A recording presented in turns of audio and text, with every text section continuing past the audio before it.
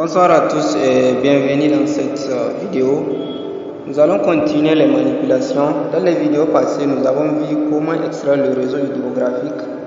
Dans cette vidéo, nous allons voir comment délimiter le bassin versant. D'abord, avant de délimiter le bassin versant, il faut d'abord choisir ce qu'on appelle un exutoire. Et l'exutoire est choisi en fonction de ton projet, en fonction de ta zone. Donc, pour déterminer l'exutoire, on va rentrer d'abord dans Arc Catalogue. On va dans notre fichier et créer l'exutoire, shapefile, exutoire.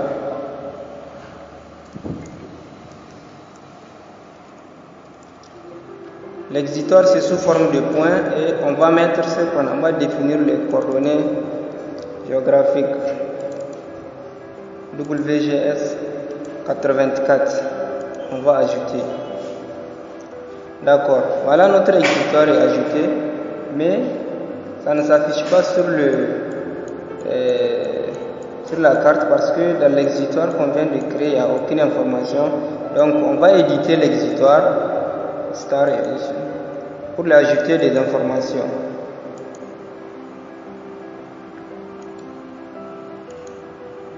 Exutoire. On va choisir ici. Il faut placer l'exutoire toujours sur le réseau hydrographique.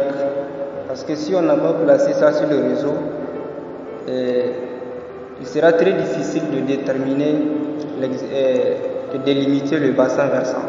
Stop Edition. On va enregistrer. Voilà notre exutoire qui existe. Donc, nous voulons que tout le réseau qui est en amont de cet exutoire, ou bien l'espace qui est en amont de cet exutoire, qui draine l'eau jusqu'à cet exutoire, nous voulons déterminer ou bien délimiter ce bassin d'une manière automatique. Parce qu'il faut déterminer, il faut dire que aussi avant, les gens traçaient avec la main. Et maintenant, avec ces outils, on a la possibilité de les tracer d'une manière automatique. Pour délimiter ça, on va rentrer dans Arc Toolbox. Voilà, on est déjà sur Watershed, Arc Toolbox, hydrologie, Watershed, c'est ça, le bassin versant. Input, on va mettre le flow direction. Ensuite, output, on va mettre exutoire et on va lancer la délimitation. Ça arrive.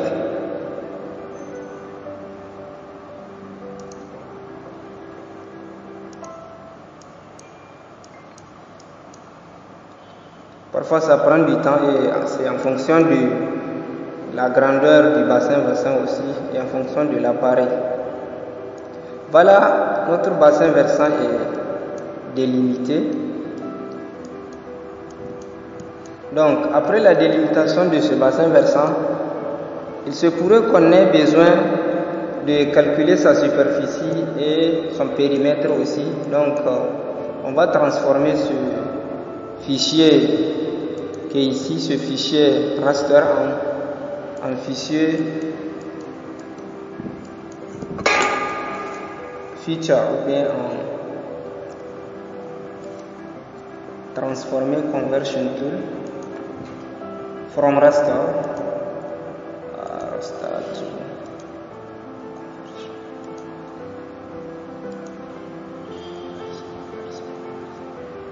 conversion. Je vais chercher conversion spatiale, analyse tool, 3D spatial, surface class.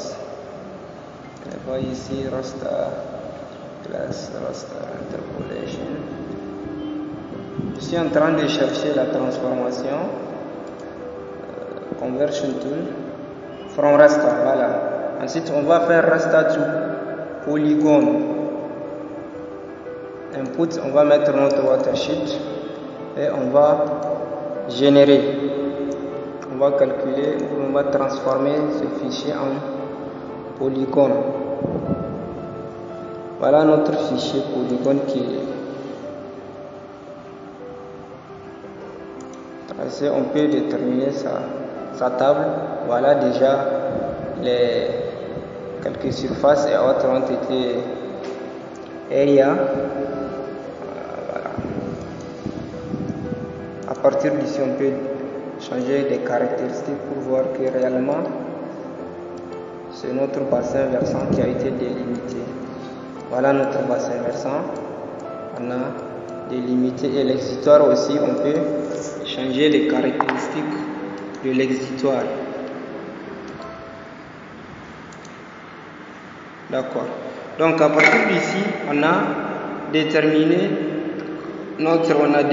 notre bassin versant. Voilà un autre bassin versant par exemple qui est voisin.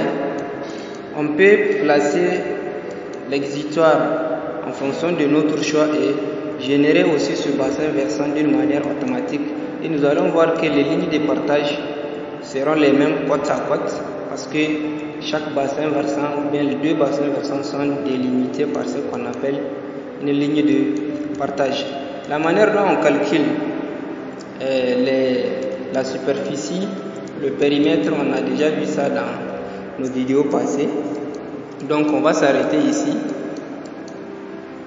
pour ces manipulations. On a vu des MNT ou bien de SRTM jusqu'à la délimitation de notre bassin, notamment l'extraction du réseau hydrographique et délimitation du bassin. Si vous n'avez pas regardé les vidéos passées, vous pouvez regarder jusqu'à arriver à ce niveau. Merci beaucoup.